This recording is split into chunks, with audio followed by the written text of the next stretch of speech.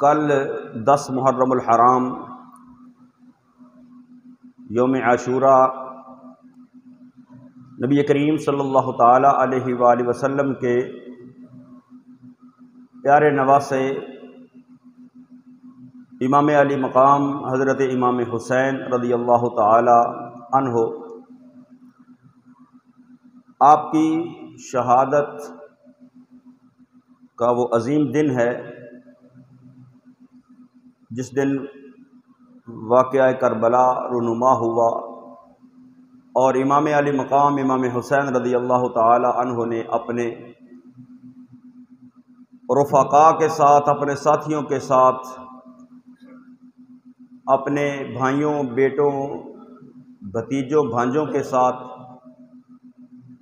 میدان کربلا کے اندر دین اسلام کی بقا کی خاطر اپنی جانوں کا نذرانے پیش کیے اور مرتبہ شہادت پر فائز ہوئے، اور ان کی اس عظیم قربانی کی وجہ سے آج دنیا کے اندر اسلام موجود ہے۔ تو نبی کریم صلی اللہ تعالیٰ علیہ وآلہ وسلم نے اپنے ان نواسوں کے ساتھ، اپنی آل کے ساتھ، اپنی اہل بیت کے ساتھ محبت کرنے کا حکم ارشاد فرمایا ہے، اور اہل بیت مصطفیٰ صلی اللہ تعالیٰ علیہ وآلہ وسلم کے ساتھ محبت، اس کا حکم اللہ رب العالمین احکم الحاکمین نے قرآن مقدس کے اندر نازل فرمایا۔ آیہ کریمہ دوران خطبہ اللہ رب العالمین احکم الحاکمین نے فرمایا قُلْ لَا أَسْأَلُكُمْ عَلَيْهِ أَجْرًا إِلَّا الْمَوَدَّةَ فِي الْقُرْبَى۔ نبی کریم صلی اللہ تعالیٰ علیہ وآلہ وسلم کی زندگی کا ایک ہی مقصد تھا کہ دنیا کے اندر دین اسلام اس کو فروغ دیا جائے، جو لوگ اللہ کے راستے سے ہٹے ہوئے ہیں ان کو واپس اللہ کی طرف بلایا جائے، دنیا کے سامنے اللہ وحدہ لا شریک کی وحدانیت اس کو اجاگر کیا جائے۔ تو نبی مکرم صلی اللہ تعالی علیہ وآلہ وسلم شب و روز اسی کوشش کے اندر مصروف رہے، تبلیغ دین کی خاطر تکلیفیں بھی برداشت کی، تانے بھی برداشت کیے، تکلیفیں بھی برداشت کی۔ تو کفار و مشرکین انہوں نے جب اللہ کے محبوب کریم صلی اللہ تعالی علیہ وآلہ وسلم کے اس پیغام کو نہ مانا اور اپنے ذہن کے اندر انہوں نے اس بات کو بٹھایا کہ نعوذ باللہ محمد صلی اللہ تعالی علیہ وآلہ وسلم دولت کی خاطر، دولت کے لالچ کی خاطر، بادشاہت کی خاطر، سرداری کی خاطر یہ سب کچھ کر رہے ہیں، اور اس بات کی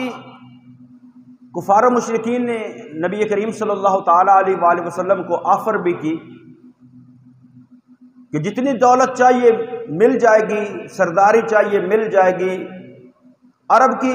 جس عورت کی طرف اشارہ کریں گے اس سے آپ کی شادی کروا دی جائے گی، لیکن آپ جو ہے وہ اس تبلیغ دین سے پیچھے ہٹ جائے۔ تو نبی کریم صلی اللہ تعالی علیہ وآلہ وسلم نے اپنے چچا کو فرمایا کہ اے چچا، ان کفار و مشرکین سے کہہ دو کہ اگر یہ میرے ایک ہاتھ پر سورج لا کر رکھ دیں، ایک ہاتھ پر چاند لا کر رکھ دیں، تو پھر بھی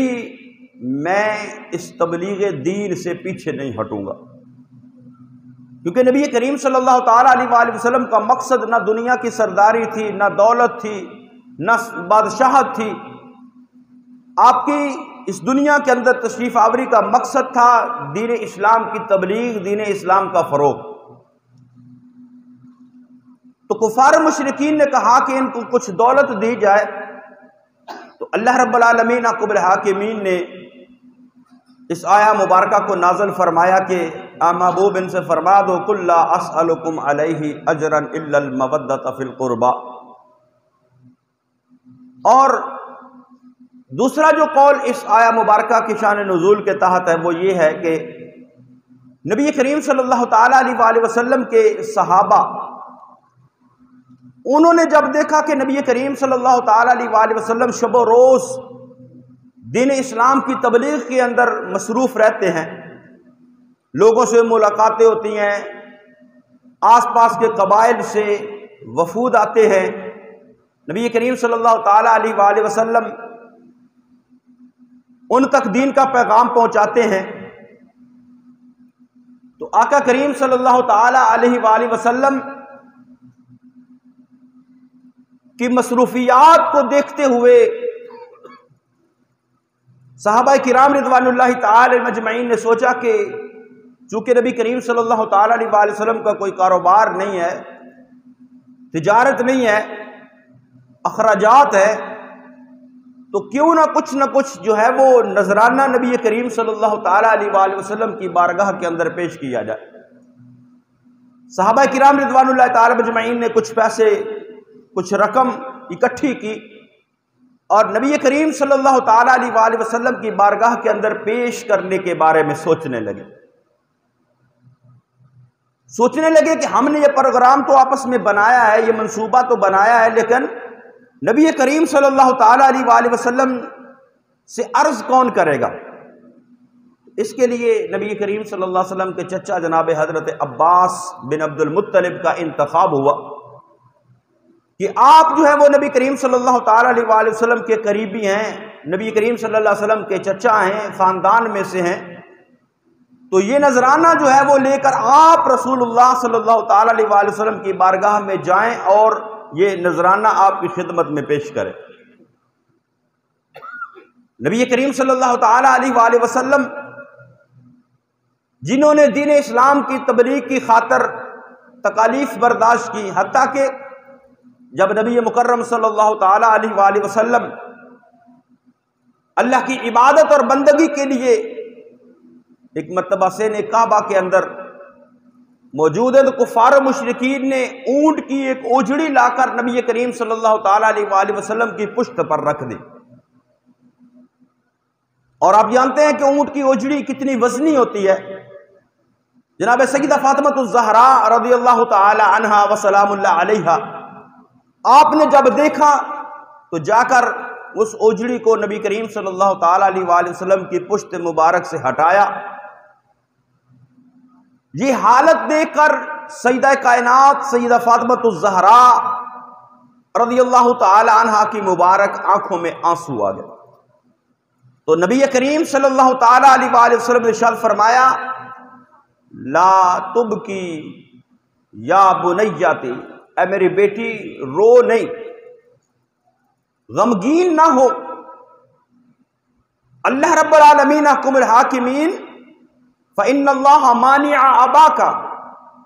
اے میری بیٹی غم نہ کر، دلگیر نہ ہو، آنسو نہ بہا، اللہ جو ہے وہ تیرے بابا کی حفاظت کرنے والا ہے۔ یعنی اتنی تکالیف برداشت کی،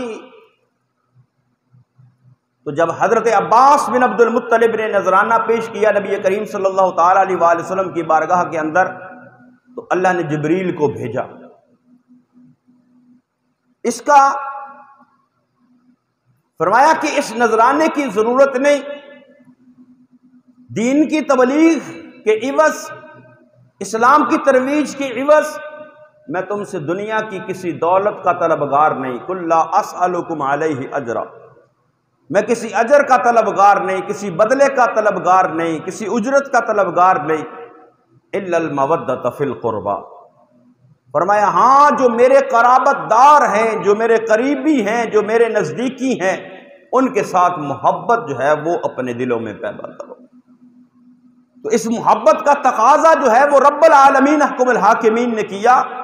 کہ نبی کریم صلی اللہ تعالیٰ علیہ وآلہ وسلم کے قرابت داروں کے ساتھ محبت کی جائے۔ اب نبی کریم صلی اللہ علیہ وسلم کے قرابت دار کون ہیں؟ آپ کے خاندان کے لوگ، آپ کے چچا حضرت عباس بن عبد المطلب، حضرت حمزہ، نبی کریم صلی اللہ تعالیٰ علیہ وآلہ وسلم کی پھوپھی حضرت صفیہ، نبی کریم صلی اللہ تعالیٰ علیہ وآلہ وسلم کی ازواج مطہرات،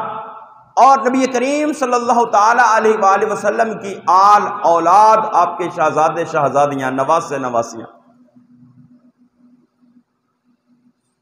تو اہل بیت تین طرح کے اہل بیت ہیں۔ ایک اہل بیت جو ہے وہ بیت نسبی،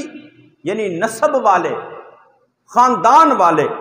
جن کے اندر نبی کریم صلی اللہ تعالیٰ علیہ وآلہ وسلم کے قبیلہ بنو ہاشم کے وہ افراد جن کے حضرت عباس بن عبد المطلب ہیں، حضرت حمزہ ہیں نبی کریم صلی اللہ علیہ وسلم کے چچا، حضرت صفیہ ہیں نبی کریم صلی اللہ تعالیٰ علیہ وآلہ وسلم کی پھوپھی، ان کو کہا جاتا ہے بیت نسبی۔ یہ بھی قرابت دار ہیں نبی کریم صلی اللہ تعالیٰ علیہ وآلہ وسلم کے۔ اور دوسرے نمبر پر ہیں وہ اہل بیت جن کو بیت سکنا، جس کے اندر نبی کریم صلی اللہ تعالیٰ علیہ وآلہ وسلم کی ازواج مطہرات شامل ہے، اور بیت ولادت نبی کریم صلی اللہ تعالیٰ علیہ وآلہ وسلم کی اولاد، آپ کی شہزادیاں شہزادے، آگے پھر ان کی اولادیں جو ہے نواسے نواسیاں۔ تو اللہ رب العالمین حکم الحاکمین ان سب کے ساتھ، یہ سب نبی کریم صلی اللہ علیہ وسلم کے قرابت دار ہیں، یہ سب نبی کریم صلی اللہ تعالیٰ علیہ وآلہ وسلم کے قریبی ہیں، ان سب کے ساتھ جو ہے وہ نبی کریم صلی اللہ تعالیٰ علیہ وآلہ وسلم کی وجہ سے محبت کرنے کا اللہ نے حکم ارشاد فرمایا۔ اور پھر خاص کر جو جس محبت کا تقاضا نبی کریم صلی اللہ تعالیٰ علیہ وآلہ وسلم نے کیا، وہ اہل بیت مصطفیٰ، وہ نبی کریم صلی اللہ تعالیٰ علیہ وآلہ وسلم کی آل پاک ہے۔ نبی کریم صلی اللہ تعالیٰ علیہ وآلہ وسلم کی وہ اولاد جو سیدہ فاطمہ الزہراء رضی اللہ تعالی عنہا اور مولا کائنات حضرت علی المرتضیٰ شیر خدا کرم اللہ تعالی وجہ الکریم سے ہے، جن کو سید کہا جاتا ہے۔ سید کا معنی سردار۔ تو حضرت عبداللہ ابن عباس جب یہ آیہ مبارکہ نازل ہوئی تو حضرت عبداللہ ابن عباس بیان کرتے ہیں کہ نبی کریم صلی اللہ تعالیٰ علیہ وآلہ وسلم سے عرض کیا، یا رسول اللہ صلی اللہ تعالیٰ علیہ وآلہ وسلم، وَمَنْ قَرَابَتَكَ هَؤُلَاءِ الَّذِينَ وَجَبَتْ عَلَيْنَا مَوَدَّتُهُمْ۔ یا رسول اللہ صلی اللہ تعالیٰ علیہ وآلہ وسلم ارشاد فرمائیے کہ وہ آپ کے قرابت دار کون ہیں جن کے ساتھ مودت رکھنا، جن کے ساتھ محبت رکھنا جو ہے، جس کا اللہ نے اعلان فرمایا ہے، جن کی محبت ہمارے اوپر واجب قرار دے دی گئی ہے، ضروری قرار دے دی گئی ہے، وجبت علینا مودتہم۔ نبی کریم صلی اللہ تعالیٰ علیہ وآلہ وسلم فرمایا، علی و فاطمۃ و ابناہما، فرمایا وہ ایک علی ہیں، ایک فاطمہ ہیں، اور ان کے دونوں شہزادے ہیں۔ ایک مولا کائنات حضرت علی المرتضیٰ شیر خدا کرم اللہ تعالی وجہ الکریم، ایک سیدہ کائنات سیدہ فاطمہ الزہراء رضی اللہ تعالی عنہا، اور آپ کے دونوں شہزادے حسنین کریمین حضرت امام حسن اور حضرت امام حسین علیہم السلام۔ تو ان کے ساتھ محبت کا جو ہے وہ تقاضا نبی کریم صلی اللہ تعالیٰ علیہ وآلہ وسلم نے فرمایا، اللہ رب العالمین احکم الحاکمین کے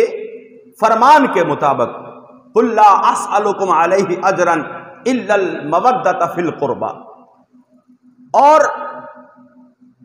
پھر نبی کریم صلی اللہ تعالیٰ علیہ وآلہ وسلم نے خود بھی ان سے محبت فرمائی، اپنے صحابہ کو بھی فرمایا ان سے محبت کرو،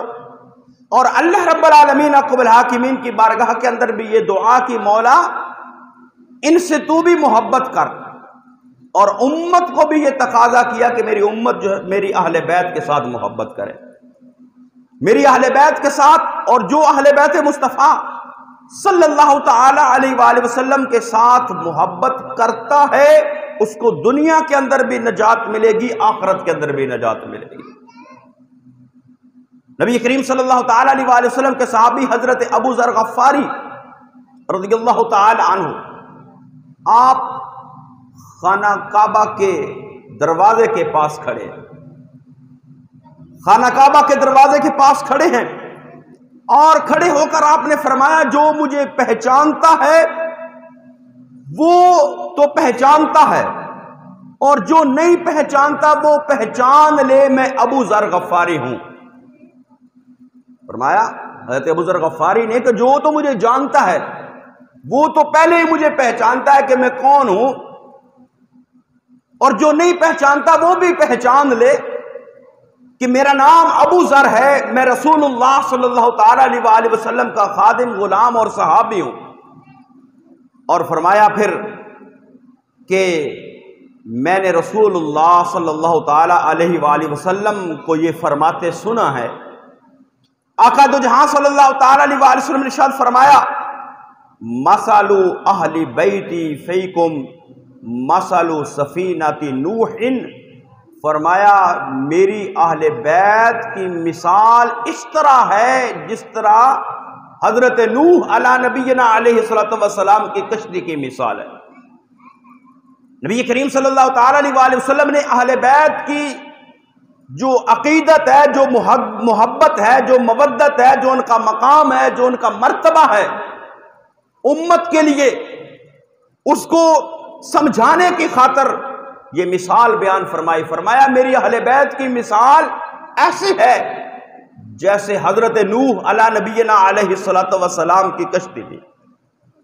فرمایا من قومہ من راکبہا نجا، فرمایا حضرت نوح کی قوم میں سے جو کشتی میں سوار ہو گیا، من قومہ من راکبہا نجا، فرمایا جو حضرت نوح علیہ نبینا علیہ السلام کی قوم میں سے جو کشتی میں سوار ہو گیا وہ نجات پا گیا۔ ومن تخلف عنہا غرق، فرمایا جس نے ان کی مخالفت کی، کشتی میں سوار نہیں ہوا، وہ غرق ہو گیا۔ فرمایا جس طرح حضرت نوح علیہ نبینا علیہ السلام کی قوم کے لیے وہ سفینہ نوح، وہ کشتی نوح تھی، جو اس کے اندر سوار ہو گیا اس نے نجات پا لی، اور جو ان سے الگ ہو گیا، جو ان کے ساتھ شامل نہ ہوا، اس کو طوفان نوح کے اندر غرق کر دیا گیا۔ فرمایا ایسے ہی میری اہل بیت کی مثال ہے، تمہارے درمیان میری اہل بیت جو ہے وہ ستاروں کی مانند ہے۔ فرمایا ستارے اہل زمین کو غرق ہونے سے بچاتے ہیں، جب آسمان پر ستارے نہیں رہیں گے، ستارے ٹوٹ جائیں گے، آسمان ختم ہو جائے گا، قیامت برپا ہو جائے گی۔ جب تک ستارے قائم ہیں دنیا قائم ہے۔ فرمایا میری اہل بیت کی مثال بھی ان ستاروں کی طرح ہے، میری اہل بیت کی وجہ سے یہ دنیا قائم رہے گی، اور جس نے ان کے ساتھ محبت کی وہ دنیا کے اندر بھی نجات پا لے گا، وہ آخرت کے اندر بھی نجات پا لے گا۔ نبی کریم صلی اللہ تعالی علیہ وآلہ وسلم نے فرمایا، ترمذی شریف کی حدیث سے مبارکہ، آقا نے فرمایا اللہ سے محبت کرو کہ وہ تمہیں غذا دیتا ہے، وہ تمہارا رازق ہے، وہ تمہیں رزق دیتا ہے، اور فرمایا مجھ سے محبت کرو اللہ کی محبت کی وجہ سے، اور فرمایا میری اہل بیت سے محبت کرو میری محبت کی وجہ سے۔ اور نبی کریم صلی اللہ تعالی علیہ وسلم نے فرمایا جس نے میری اہل بیت کے ساتھ محبت کی اس کو کہاں کہاں پر فائدہ ہوگا، کہاں کہاں پر نفع ہوگا۔ فرمایا حبی وحب اہل بیتی نافع، فرمایا جو عظیم موقع ہوں گے ان پر میری اور اہل بیت کی محبت جو ہے وہ بندے کے لیے فائدہ مند ہوگی۔ وہ کون سے موقع ہیں جو اہل بیت مصطفیٰ صلی اللہ تعالی علیہ وآلہ وسلم کی محبت ہمارے لیے فائدہ مند ہے؟ فرمایا عند الوفاتی، فرمایا جب بندے کا وفات کا، دنیا سے جانے کا، مرنے کا وقت آئے گا، اس وقت بھی رسول اللہ صلی اللہ تعالی علیہ وآلہ وسلم اور اہل بیت کی محبت فائدہ دے گی۔ وفی القبر، اور فرمایا قبر کے اندر بھی میری اور میرے اہل بیت کی محبت فائدہ دے گی۔ وعند النشور، جب قبر سے اٹھایا جائے گا فرمایا اس وقت بھی میری اور میری اہل بیت کی محبت تمہیں فائدہ دے گی۔ وعند الکتاب، جب نامہ اعمال ہاتھوں میں دیا جائے گا فرمایا اس وقت بھی میری اور میری اہل بیت کی محبت تمہیں فائدہ دے گی۔ وعند الحساب، جب حساب لیا جائے گا فرمایا اس وقت بھی میری اور میرے اہل بیت کی محبت تمہیں فائدہ دے گی۔ وعند المیزان، جب اعمال تولے جائیں گے فرمایا اس وقت بھی میری اور میری اہل بیت کی محبت تمہیں فائدہ دے گی۔ وعند الصراط، جب لوگ پل صراط سے گزر رہے ہوں گے فرمایا اس وقت بھی میری اور میری اہل بیت کی محبت تمہیں فائدہ دے گی اور ان موقعوں پر تمہارے لیے نجات کا ذریعہ بن جائے گی۔ تو اہل بیت مصطفیٰ صلی اللہ تعالیٰ علیہ وآلہ وسلم کے ساتھ محبت عقیدت رکھنا، یہ نبی کریم صلی اللہ تعالیٰ علیہ وآلہ وسلم نے اس کا تقاضا فرمایا ہے، اللہ نے اس کا تقاضا فرمایا ہے۔ تو ہم اہل بیت مصطفیٰ صلی اللہ علیہ وسلم کے ساتھ محبت رکھیں، عقیدت رکھیں، ان کا ذکر کریں، ان کے پیغام کو سمجھیں، ان پر عمل کریں۔ اللہ رب العالمین حق الحاکمین ہمیں اس کی توفیق نصیب فرمائے، آمین۔ وما علیہ الا البلاغ المبین۔